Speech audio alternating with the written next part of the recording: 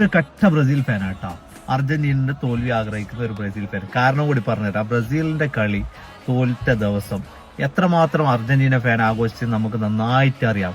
അതുകൊണ്ട് തന്നെ ഓരോ മാച്ചും അർജന്റീന വരുമ്പോൾ കളി തോക്കുന്നതും പ്രതീക്ഷിച്ച് കളി കാണാൻ പോയിരിക്കും. പക്ഷെ ഒരു മാച്ചും തോറ്റില്ല. അതുപോലെ തന്നെയാണ് ഇംഗ്ലണ്ട് ആയിട്ടുള്ള കളി ഇന്നലെയും പോയത്. ആദ്യ പകുതിയിൽ 0-0 ആയിരുന്നു ഗോള്. പക്ഷെ ഹാഫ് ടൈമിന് ശേഷം ഇംഗ്ലണ്ട് ഒരു ഗോൾ നേടുകയും അത്ര ആഘോഷിച്ചില്ല. എന്റെ മൈൻഡിൽ ഉറപ്പാണ് ഇവർ 70 മിനിറ്റ് കഴിഞ്ഞ് ഇവരെ കളിയിൽ ചെറിയൊരു ചേഞ്ച് വരുത്തുന്നുണ്ട് അർജന്റീനന്റെ. അതുപോലെ തന്നെ കളി പോയത് 70 മിനിറ്റിന് ശേഷം എന്റെ പൊന്നെ 2 ഗോൾ അടിച്ചിട്ട് ആദ്യ ഗോള് ഒരു രക്ഷയില്ല. അതും മെസ്സിന്റെ അസിസ്റ്റിൽ 2 ഗോളാണ് പോയത്. ഹാഫ് ടൈമിന് ശേഷം ഇംഗ്ലണ്ട് ചിത്രത്തിൽ പോലും ഇല്ല.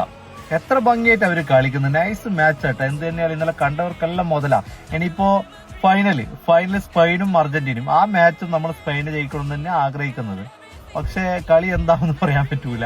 എന്തായാലും കളി നമ്മൾ മൊത്തം കാണും. ഒരു